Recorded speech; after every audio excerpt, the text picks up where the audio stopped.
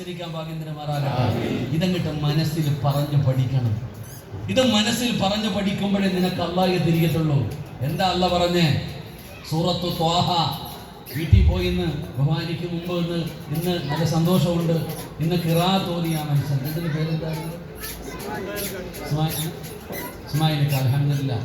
എൻ്റെ അർത്ഥമൊക്കെ പറഞ്ഞപ്പോൾ ഒരു വല്ലാത്ത, സത്യം പറഞ്ഞ ഒരു ആലിമ പണ്ഡിത ഉസ്താദല്ലേ. അൽഹംദുലില്ലാഹ്. എൻ്റെ അർത്ഥമൊക്കെ പറഞ്ഞിട്ട് വല്ലാത്ത അദ്ദേഹത്തിൻ്റെ ശബ്ദം അല്ലാഹു നല്ലത് കൊടുക്കുമാറാകട്ടെ. എൻ്റെ പ്രിയപ്പെട്ട സഹോദരങ്ങളെ, വീട്ടിൽ പോ. സൂറത്തു ത്വാഹ 132-ാമത്തെ ആയത്തെടുക്കണം. 132-ാമത്തെ ആയത്തെടുക്കണം. എന്നിട്ട് അല്ലാഹു പറയുകയാണ്, ആ ആയത്തിന്റെ അകത്ത് അല്ലാഹു പറയുകയാ, ബിസ്മില്ലാഹിർ റഹ്മാനിർ റഹീം വഅ്മുർ അഹ്ലക ബിസ്സലാത്തി വസ്തബിർ അലൈഹാ ലാ നസ്അലുക റിസ്ഖാ നഹ്നു നർസുകുക വൽ ആഖിബത്തു ലിത്തഖ്വാ. വിശുദ്ധ ഖുർആൻ സൂറത്തു ത്വാഹ ഞാൻ എഴുതിയതല്ല, എൻ്റെ ആരും എഴുതിയതല്ല.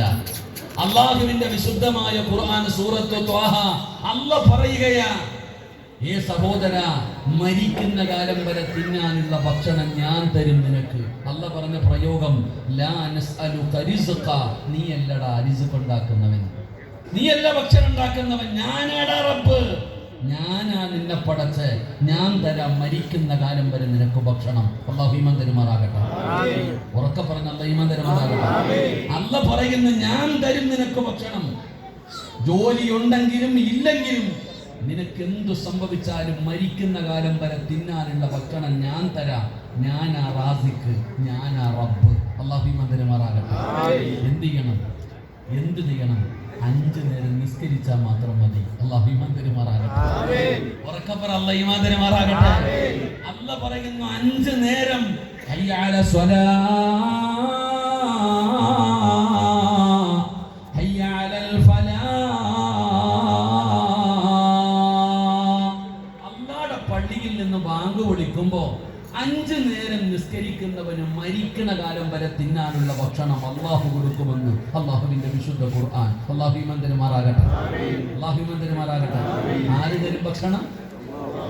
ആര് തരും ഭക്ഷണം?